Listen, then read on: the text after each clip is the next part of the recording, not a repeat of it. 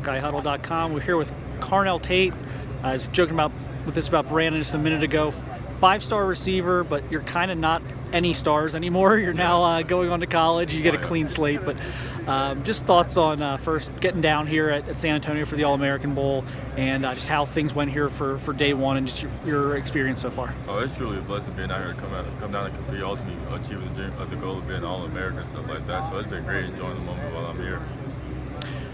You and Brandon have played on 7-on-7 teams together in the past. Obviously, we're playing at Ohio State together, but how cool is it to kind of share this experience with him and kind of go out there and try and make some plays on Saturday? Oh, it feels great, stuff like that. So we started at an earlier stage, being able to compete with each other and stuff like that, showcase our talent, and we just continue to take it to the next level. Hopefully, we both do it in the professional league.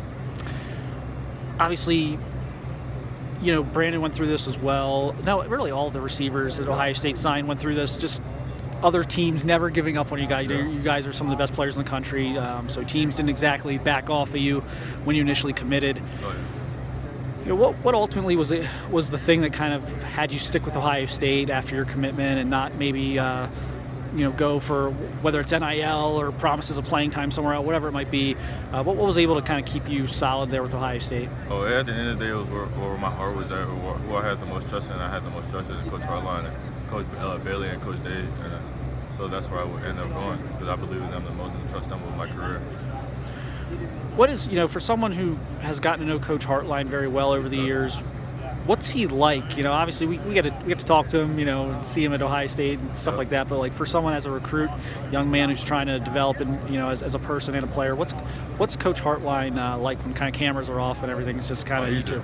He's a great guy. Loves to joke around, crack jokes, and throw little shots at you and stuff like that. So he's a great guy. He's like a best friend. Everyone goes out there and joke with their friend.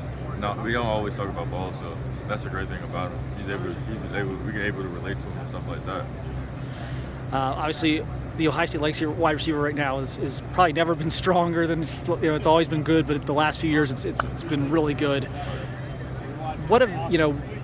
Is there a guy they've had recently that maybe you would compare yourself to as far as just playing style, or that you maybe take some things from for your own game, or of all these guys that have come through, was there one that kind of jumped out to you the way they play the game? Well, I have a similar style to Marv a little bit, but ultimately I have my own game. I play the game my own way and stuff like that. Speaking of Marv, obviously that was a tough loss there on Saturday. Marv played a great game. Just your thoughts on his play in that game, and then obviously that was kind of a tough situation there with the targeting. So when he was in, he played great and stuff like that. So he was on the path to go for 200 yards on him, probably in the first half, arguably. But yeah, he had a great guy. It was unfortunate with him going out, but with him going out, you saw there was a chance for the young guys to step up, and that wasn't being made. So ultimately, I see myself going out there, stepping up as a freshman since day one. Obviously, yeah, you guys are very competitive. You're trying to get in there and play. There is some opportunity there. I mean, there's some great players there at Ohio State right now, but the room isn't huge on numbers right now, so there's going to be some opportunities there. Where is your emphasis going to be in terms of what you maybe need to work on right now here this winter and spring, so that you can give yourself the best opportunity to make an early impact? Well, ultimately, get in the weight room, get bigger and stronger and stuff like that, but also the experience. I got to be able to go out there and compete and have the trust in the quarterback, give me the ball, and believe, and have the trust in the coaching staff to play me and stuff like that. So ultimately, just the trust in that, and then they can trust me to go out there and know what I'm doing. I asked Brandon this, I'll ask you the same thing. All four of you incoming freshman receivers were very highly recruited, had huge offers. There's playing time being promised. There's NIL being promised. All this stuff.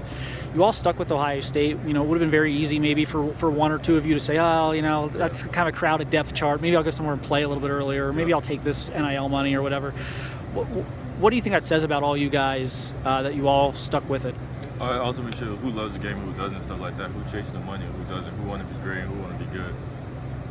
And you think that, with your decision, you think that that's going to be the best for you, obviously, not just development, but even, I asked Brandon this, financially, you were comfortable enough with, whatever Ohio State presented you in terms of their numbers, what guys have gotten in the past, guys like Garrett and Chris and Jackson and like Marvin, what's going on. You feel comfortable with all that? I feel like it's a great decision. If it wasn't the best decision for me, I wouldn't be there. Well, Carnell, we wish you the best of luck here this week. We'll see you in Columbus probably pretty soon, but definitely wish you luck this week and make some plays on Saturday. Oh, yeah, thank you.